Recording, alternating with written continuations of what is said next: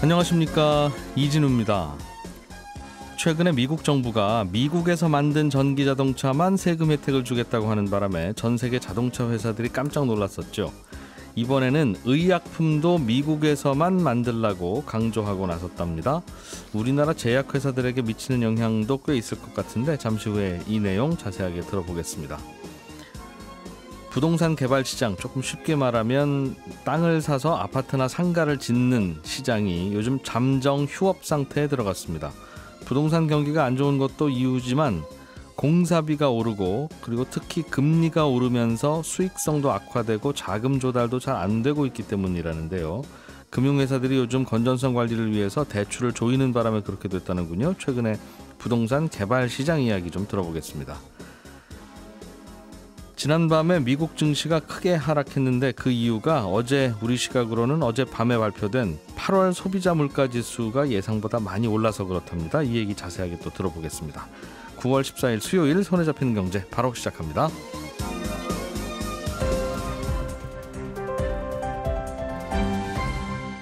이진우의 손에 잡히는 경제. 경제 뉴스를 정리하는 시간, 김현우 소장, 박세훈 작가 그리고 오늘 한국경제신문의 이슬기 기자 함께합니다. 어서 오세요. 네, 안녕하세요. 주식시장과 관련된 얘기부터 좀 하겠습니다. 네.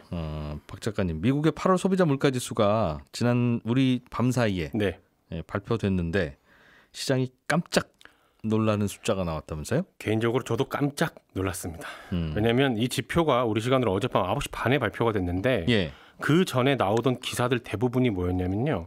8월 물가지수가 작년 8월보다 8% 정도 올랐을 거다. 1년 전에 비해서. 네. 6월에 작년 6월보다 9.1%가 나왔지만 7월에 작년 7월 대비 8.5%로 낮아졌고 8월에 작년 8월 대비 8%가 나오면 이건 미국 물가가 좀 잡히고 있다는 신호로 볼 수 있다. 9.1, 8.5, 8.0 이러니까. 네. 그러면 연준이 예고했던 것만큼 빠르게 금리를 올리지 않을 수도 있고 그러면 달러의 몸값이 올라가는 것도 좀 멈추지 않겠느냐. 이런 내용들이 어젯밤 7시까지 계속 나오고 있었거든요.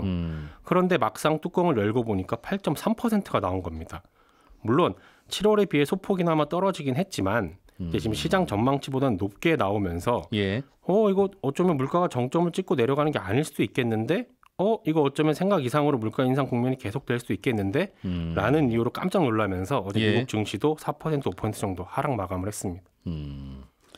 8.0 정도를 예상했는데 8.3이 나오는 바람에 이렇게 시장이 뒤집어졌다는 건데 듣기로는 8.0이나 8.3이나 어차피 예측 잘 못하는 건데 그걸 가지고 그러나 싶은 생각은 들어요. 들긴 들죠. 일단은 예상보다 많이 올라간 이유가 뭡니까? 요 이유 때문에 이제 아마 깜짝 놀란 것 같은데 시장이 뭘 놓쳤던 거예요?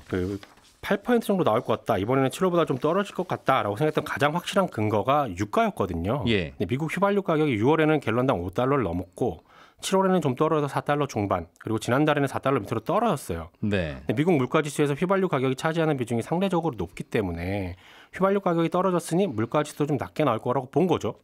그런데 좀 과격하게 말하면 이 기름값 말고는 나머지 대부분의 물가가 올라와 버렸습니다. 특히 임대료가 한 달 사이 0.7% 올랐는데 이게 작년 8월 대비로 보면 1년간 6% 넘게 오른 걸로 나온 거거든요.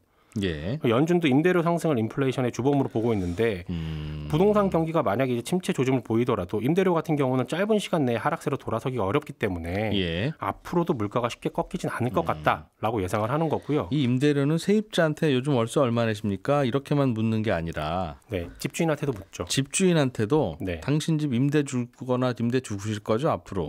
그러면 얼마쯤 월세 받으실 생각이세요? 이런 식으로도 묻는다는 거예요. 그렇습니다. 그러면 요즘 집값 많이 올랐는데 월세도 좀 올려야죠 하고 그냥 높은 숫자를 써내는 집주인들이 꽤 있어서 이거는 미국의 집값이 꽤 떨어진다는 뉴스가 한 6개월 넘게 계속 나오지 않는 한 집주인들의 마음은 잘 안 바뀔 거라서 이거 앞으로도 숫자 굉장히 높게 나올 텐데 하는 걱정을 하거든요. 많이 걱정하고 있고 식료품 가격도 문제인데 지난달에 이게 또 급등을 해가지고요. 1년 대비로 보면 13.5% 상승한 걸로 나왔습니다. 이 정도면 1979년 이후에 가장 큰 상승폭인데 이 밖에 의료비도 또 오르기도 했고요. 의료비도 올랐고. 그러니까 이런 부분들을 볼 때 물가가 쉽게 잡히진 않겠구나 라고 생각들을 하는 거죠.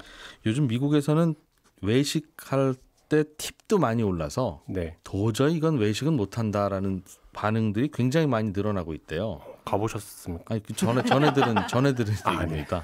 그런데 외식을 안 하니까 사람들이 집에서 만들어 먹을 때는 네. 야, 이거 외식하면 한 20만 원 쓰는 건데 등심 구워. 네. 이런 식으로 고급 식재료들을 막 이제 사다서 먹기 시작하면서 식품 가격도 많이 오르고 그런다고. 그렇습니다. 들었어요. 어쨌든 문제는 물가 오른 것 그 자체가 문제가 아니라 네, 이렇게 되면 이렇게 되면 미국 연준이 기준금리를 훨씬 더 많이 올리고 훨씬 더 오랫동안 고금리를 유지하려고 할 거 아니냐라고 그렇습니다. 하는 게 이제 주식시장이 떨어지는 원인이겠죠. 그렇죠. 얼마나 올릴 걸로 전망들을 하냐면 사실은 올리는 건 뭐 거의 기정사실화 됐고요. 0.75% 올릴 거라는 전망이 아직은 가장 많습니다. 왜냐하면 파월 의장도 최근에 0.75%포인트를 올릴 거라는 뉘앙스를 발언을 하기도 했고요. 근데 그렇게 되면 이제 3번 연속 연준이 자이언트 스텝을 밟게 되는 건데 어제 물가지수가 발표된 이후에 전망에 약간의 변화가 생겼어요. 기준금리를 1%포인트 올리는 걸 울트라 스텝이라고 하는데 이번에는 연준이 울트라 스텝을 밟을 수도 있다라는 전망이 힘을 얻고 있습니다. 한 번에 4계단을 뛰어오르려고 한다. 그렇습니다. 연준이. 채권 전문가 10명 중에 3명이나 1%포인트를 올릴 거라는 쪽에 베팅을 하고 있는데 물론 기준금리라는 건 그 누구도 미래를 정확하게 맞출 수는 없어서 결정이 나봐야 그렇구나 하는 거지만 아무튼 지금 나오는 전망은 그렇고요. 기준금리 결정하는 회의는 다음 주에 열립니다. 네. 어제 미국의 나스닥 시장은 5%가 떨어졌더군요. 네. 하루 만에. 일단 우리나라 시장 열리는 거 한번 지켜봐야 되겠어요. 네. 하필이면 우리나라는 위치가 이렇게 되어 있어서 미국에서 이렇게 큰일이 나고 나면 전 세계에서 그다음에 어느 나라 시장 열리냐 다 보면 이제 한국이죠. 한국 시장, 일본 시장 이런 거 같이. 네. 바로 이제 영향이 있죠. 한 1시간이라도 좀 늦게 열리면 다른 시장 좀 눈치 좀 보고 그럴 텐데 그런 게 있어요. 네. 김현우 소장님. 네. 부동산 PF 대출의 연체가 늘어나고 있다. 네. 이거 굉장히 큰일일 것 같다. 이런 뉴스가 있네요. 그렇습니다. 무슨 내용입니까 이게? 한 두어 달 전부터 부동산 PF 대출로 인해서 증권사나 캐피탈사 이런 이금융권에 문제가 생길 수 있다는 소식을 몇 번 전해드린 적이 있었어요. 일단 부동산 PF 대출이라는 건 뭐 부동산 개발할 때 시행사의 미래 계획만 보고 해주는 대출이죠. 그림만 보고 네. 돈 빌려준다. 그렇습니다. 이 땅 사가지고 여기다가 아파트 짓고 분양해서 얼마 벌 테니까 저한테 돈 좀 빌려주세요라는 식인 건데 그 돈으로 땅 계약금 치고 오겠습니다. 그렇죠. 그리고 그 돈도 없습니까? 네, 없습니다. 이제 그런 론이에요, 그죠? 네, 그런 식입니다. 그게 사실은 부동산이 화랑일 때는 가능합니다. 네. 그렇게 지어져서 착착착착 예상대로 진행이 될 테니까요. 그럼 뭐 빚을 못 갚을 일도 없고. 그런데 중간에 이제 원자재 가격도 많이 오르고 인건비도 오르다 보니까 사업도 마진이 좀 떨어지기 시작하고 사업성도 떨어지고 시장 분위기도 점점점 부동산 시장이 불안해지다 보니까 사업이 진행되지 않을 수 있다라는 우려들도 생기고 있죠. 그렇게 되면 돈을 빌려준 금융사는 문제가 생길 수 있고요. 최근에 이제 각 금융권, 1금융권과 2금융권 PF 대출 현황을 보니까 1금융권 같은 경우에는 6월 말 기준에서 한 31조 정도 대출이 나가 있고 연체 잔액하고 연체율은 줄고 있어요. 1금융권은 1금융권은 줄고 있습니다. 그런데 2금융권이 문제예요. 1분기 말 기준 대출 규모로 보니까 보험사가 42조 원이나 되고 1금융권보다 훨씬 더 많고 증권사는 한 4조 원 정도. 그런데 두 곳 모두 연체 잔액하고 연체율이 1년 전에 비해서 급증하고 있습니다. 원래 PF 대출 중에서 이제 부동산 개발이 좀 안정화돼서 여기는 돈 안 떼이겠네 하는 데는 이제 1금융권이 가서 빌려주고 그렇습니다. 초기에 이거 어떻게 될지 몰라. 할 때는 1금융권이 안 빌려주고 말씀하신 2금융권이 빌려주다 보니까 뭔가 일 터지기 시작하면 당연히 2금융권 대출이 문제가 되긴 하죠. 뭐 어찌 보면 당연한 건데 그래서 금감원에서도 2금융권들 일단 모여보세요. 네, 맞습니다. PF 대출 얼마나 해준 겁니까 도대체? 숫자 하고 일단 멈춰보세요. 이제 이랬다면서요? 네, 멈춰보라고까지는 안 했는데 거의 멈추지 않으면 너희들 큰일 나 이런 식의 이제 뉘앙스가 있었기 때문에 사실은 알아서 자체적으로 멈춘 거죠. 그런데 이렇게 금융사 부실을 막기 위한 조치가 의도치 않게 이제 건설업계 자금 경색을 불러왔어요. 그러니까 좀 전에 말씀하신 것처럼 사실 PF라는 건 미래 계획을 보고 돈을 빌려주는 건데 그게 좀 구간별로 나뉘어져 있습니다. 아무런 가진 것도 없이 그냥 돈 빌려주세요 하면 은행은 빌려줄 리가 없으니까 일단 최소한 땅을 계약이라도 맺고 거기에 어떤 뭐 건물을 질 것이다라는 뭐 허가라도 받고 동의라도 얻어야 되잖아요. 그러려고 한다면 그 땅을 사겠다는 계약금이라도 내야 되는데 그런 대출까지 해주지는 않거든요. 은행들은 그렇죠. 은행들은 않다 보니까 금리를 비싸게 물더라도 저축은행이나 캐피탈, 뭐 증권사 같은 이금융권에서 돈을 빌리게 됩니다. 초기에 불확실성이 높을 때는 맞습니다. 그래서 요 단계가 가장 위험해요. 네. 그런데 그 위험하다 보니까 고금리다 보니까 이금융권들이 손을 대기 시작을 했는데 네. 그러다가 이제 부동산의 시장에 문제가 생기면 타격이 크다 보니까 요거 부실 막기 위해서 이걸 브릿지론이라고 하는데 처음에 돈 빌려주는 거 이런 것 좀 꼼꼼하게 봐라. 네. 그리고 혹시나 문제가 생기면 금융사가 위험할 수 있으니까 충당금 같은 거 많이 쌓아놔라. 그리고 실제로 그 충당금을 많이 쌓아놓는지 금융감독원에서 직접 들여다보겠다라고 하다 보니까 이게 의도는 좋았어요. 선제적으로 네. 부실을 좀 막겠다라는 조치였는데 금융사들이 아이쿠야 이거 뭐 하지 말라는 소리네 해가지고 PF 대출을 이금융권에서 취급을 안 해주기 시작합니다. 그러다 보니까 그 PF 시장에 돈이 마르고 중간에 사업이 중단되는 곳들도 생겨나기 시작하고요. 네.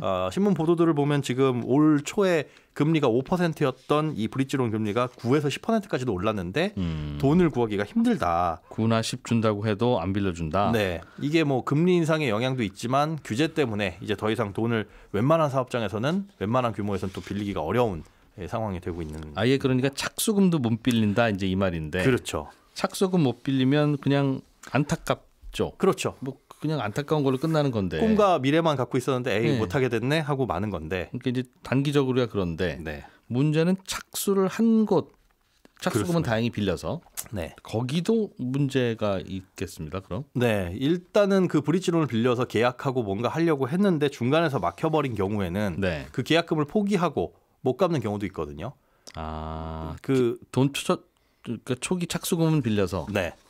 계약은 했는데 삽을 떠고 일단 삽을 뜨려고 계약을 했는데 예. 그걸 가지고 여러 가지 준비를 해서 1금융권에 갔더니 요즘 분위기가 이래서 대출이 안 나옵니다. 안 됩니다. 예, 그렇게 되면은 2금융권에서 빌린 그 착수금 예. 요거는 갚아야 되잖아요. 그리고 좀 전에 말씀드린 대로 이게 고금리다 보니까 굉장히 어려운데 버티다가 안 되면은 문을 닫게 되는 거고 그러면 그 부동산은 이제 공매로 넘어가게 되겠죠. 예. 근데 어떻게 보면 이렇게 착수금만 날린 건 그나마 양반인 셈입니다. 그러니까 착수금 내고 본 PF로 넘어가서 1금융권의 대출을 받아서 공사가 착착착 진행이 됐다. 그런데 예. 준공까지 갔다고 해도 이제 분양이 안 되는 사업장 같은 경우에는 더 큰 규모로 돈을 빌렸는데 이게 문제가 생길 수 있다는 거죠. 특히나 시행과 시공 같이 하는 중소건설사 같은 경우에는 당연히 이제 뭐 시행사나 시공사 똑같은 곳이니까 둘 다 무너지게 되고 문제겠군요. 원래 아파트야 당연히 초기에 선분양을 하니까 예. 계약금 중도금 들어오는 대로 그걸로 공사비 하면 되는데 그렇습니다. 빌라나 뭐 이런 것들은 상가나 이런 거는 중간에 분양 안 하고 거의 다 대출이죠. 대출해서 다 짓고 난 다음에 와서 이제 그때 팔잖아요. 네. 그렇게 해서 갚을 수 있는 계획이니까 은행에서도 돈을 빌려준 거고요. 계속 수여를 받아야 되는데. 네. 그런데 이런 게 분양이 안 되다 보니까 시행사가 사실은 이런 PF 대출을 받을 때 거기에 들어가는 시공사들이 연대 보증을 쓰는 게 일반적인데 네. 이게 분양이 안 되게 되면 시행사만 문제가 생기는 게 아니라 보증을 섰던 건설사들도 줄도산을 할 수가 있습니다. 나중에 이제 돼서 뭐 분양시장 분위기가 좋아질 것 같다라는 기미가 있으면 네. 이 시행사들이 갖고 있는 부동산을 신탁사에 담보로 맡기고 대출을 좀 빌릴 수 있는 뭐 예. 돌려막기이긴 하지만 그런 이제 숨통을 트일 수 있는 여지라도 있는데 지금은 분위기가 안 좋다 보니까 그렇게 돈을 빌리기도 사실은 쉽지가 않고요. 그래서 이 시장은 요즘 네. 분위기 안 좋다. 그렇습니다. 에이, 뭐 이런 사업하는 분들 요즘 분위기 안 좋겠네 하고 넘어갈 수 있는 게 아니라 네. 이게 마치 벽시에 병충해 생겼다는 뉴스처럼 내가 농사 짓는 사람은 아니니까 뭐 그냥 아유 안타깝겠네 하고 넘어가지만 이게 가을 되면 내가 먹을 쌀값이 올라가는 거잖아요. 그렇죠. 그러니까 이렇게 계속 부동산 개발 시장이 얼어붙으면 3년 후 뭐 이런 때에 왜 이렇게 요즘 분양하는 아파트가 없어? 이제 이런 문제가 상황이 생기죠. 벌어지는. 예, 3년 전에 이런 문제가 있어서 공급이 안 됐습니다. 라는 예. 소식을 전해드릴 수가 있겠죠. 결국은 돌고 돌면 이게 다 공급 부족으로 이어지는 문제라서 빨리 좀 풀리면 좋은데 상황이 좀 그렇군요 요즘에. 예. 이슬기 기자님, 네. 제약회사도 앞으로는 미국에서 제품을 팔려면 미국에 공장을 지어야 된다. 이런 법을 미국이 만들려고 하나 봐요. 네, 그렇습니다. 미국 바이든 대통령이 최근에 행정명령에 하나 사인을 했는데 예. 주요 내용이 뭐냐면 바이오 분야도 미국에서 제품을 만드는 기업에 혜택을 주겠다는 겁니다. 이게 명분은 중국입니다. 먼저 이제 미국 제약업체가 만드는 제품도 중국 공장에서 생산되는 게 많다. 그러니까 그 의존도를 좀 낮추겠다는 겁니다. 둘째로는 바이오 위탁 생산 분야에서 이제 중국 업체들이 최근에 많이 치고 올라오고 있거든요. 예. 대표적으로 우시바이오라고 해갖고 위탁 생산으로 글로벌 4위하는 업체가 있습니다. 그런데 이 업체만 해도 고객사 절반이 미국에 있거든요. 만드는 건 중국이 잘해 이제 이런다는 거군요. 그렇습니다. 마치 아이폰을 중국에서 만들듯이. 네. 그래서 이런 업체들 수출을 좀 막아서 견제를 좀 하겠다는 게 목적인 건데요. 다만 아직 구체적인 안이 나온 건 아니고요. 백악관이 미국 날짜로 14일, 그러니까 한국 시간으로는 오늘 저녁 회의를 열어서 이 행정명령을 어떻게 구체화할 건지, 지원책은 어느 정도로 줄 건지 같은 내용을 발표할 예정이라고 합니다. 그렇군요. 우리나라 회사들도 우리나라도 무슨 그 바이오 약 같은 거는 거대한 가마솥이 필요한 그런 사업이라 그런 거 있는 회사들이 우리나라에 좀 있어서 뭐 제작 뭐 수주도 받고 우리가 만들어서 미국에 넘겨주기도 하고 이런 거 많이 하는데 영향이 좀 있겠네요. 그렇습니다. 바이오 업계에서 미국 시장이 정말 큰 손이거든요. 예. 그런데 미국에 공장을 두고 있는 한국 바이오 업체들이 거의 없다는 겁니다. 예를 들어서 뭐 전 세계에서 뭐 위탁 생산으로 제일 규모가 큰 바이오 업체인 삼성 바이오로직스만 보더라도 전체 매출의 30% 정도를 미국에서 벌어들이고 있거든요. 그런데 미국의 공장이 지금 없습니다.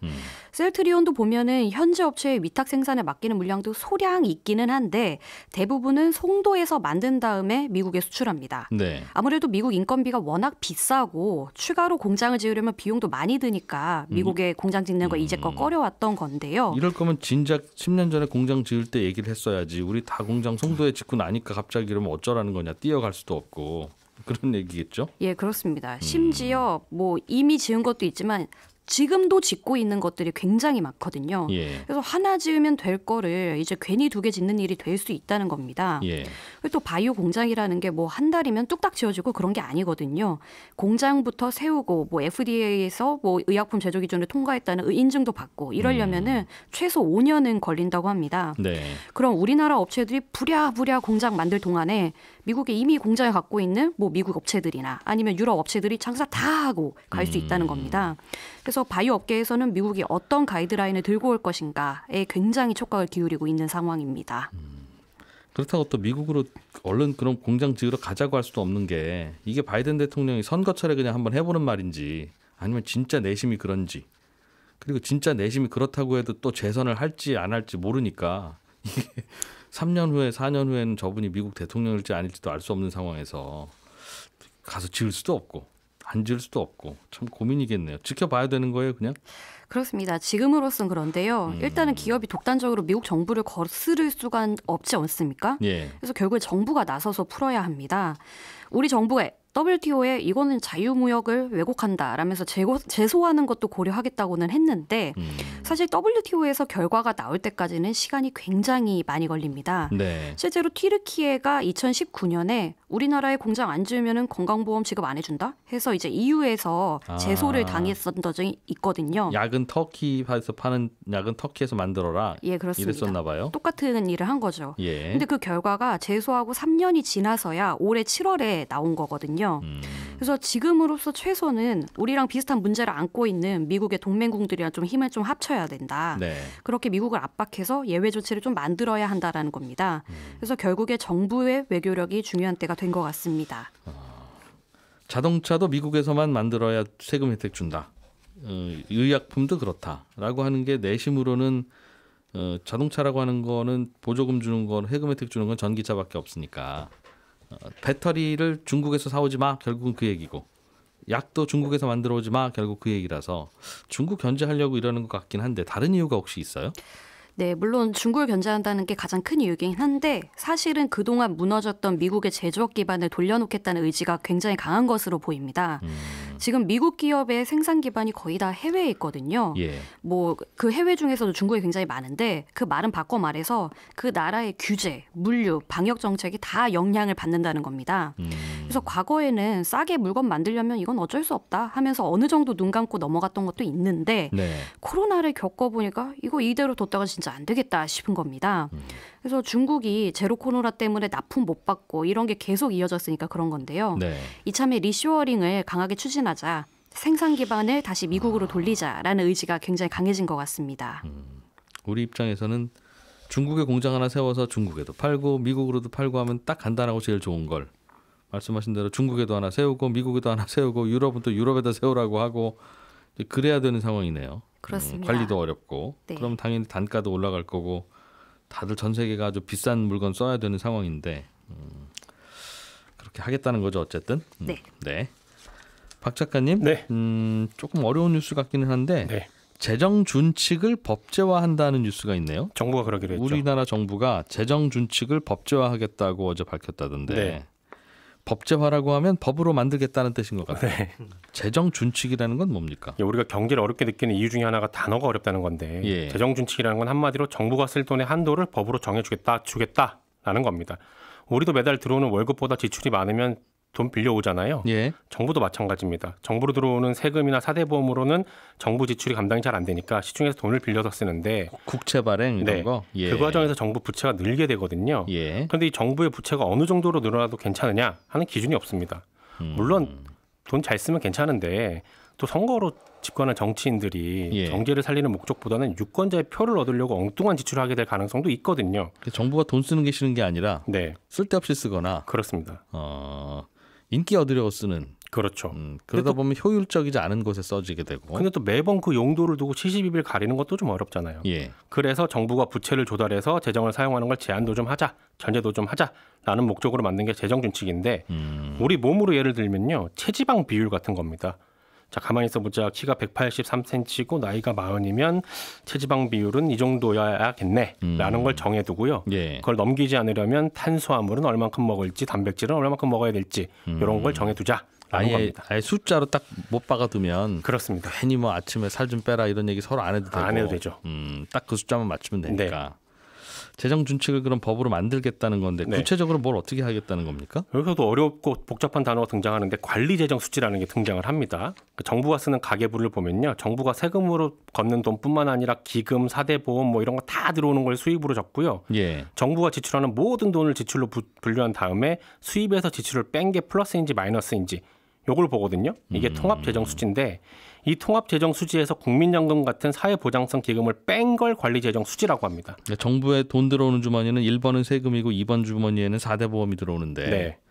4대 보험까지 다 수입으로 잡고 계산한 걸 통합재정수지. 네. 아니야 4대 보험은 빼고 세금 들어온 것만 해서 적자인지 흑자인지 보자. 이게 관리재정수지. 그렇습니다. 그런데요. 이 관리재정수지가 GDP의 마이너스 3%까지 가는 거는 오케이를 하겠다라는 겁니다. 마이너스 3%. 네, 거기까지는 오케이를 해주겠다라는 겁니다. 그리고 국가 부채가 GDP의 60%를 넘기게 되면 그때부터는 관리재정 수지를 마이너스 2%까지로 제한을 하겠다는 건데 예. 다만 이 체지방 비율을 정해는 두되 우리가 운동을 좀 게을리하거나 스트레스로 폭식을 하거나 해서 살이 좀 많이 찐다고 해서 누구도 뭐라고 안 하잖아요. 주변에서 잔소리는 좀 듣지만 근데 정부의 재정 준칙도 이걸 어긴다고 해서 특별히 처벌을 하거나 하지는 않습니다. 목표는 정해주되 네. 뭐 마이너스 몇 % 넘어가도 어쩔 수 없다. 그렇죠. 법안에 처벌 규정은 담지 않을 거고요. 체지방 비율 정해두더라도 몸이 좀 아프거나 뭐 허하거나 스트레스 받거나 잔치를 하거나 할 때는 좀 많이 먹어도 좀 봐주잖아요. 정부도 몇 가지 예외적인 상황에서는 이것도 재정 준칙 넘어서는 예산을 편성할 수도 있습니다. 이런 예외 저런 예외 다 넣어둘 거면 이런 룰 뭐하러 만들어요? 그래도 없는 것보다 낫지 않냐라는 의미로 정해두는 거고요. 이건 OECD 국가들 중에 우리나라랑 튀르키예 빼고는 다 해둔 건 있긴 합니다. 맞습니다. 저는 이런 거 뭐하러 필요하냐고 하고 뭐 무의미하지만 없는 것보다 낫다. 네. 그런 말씀도 하고. 예, 저는 11시 5분에 이어지는 손에 잡히는 경제 플러스에서 다시 인사드리러 오겠습니다. 이진우였습니다. 들어주신 여러분 고맙습니다.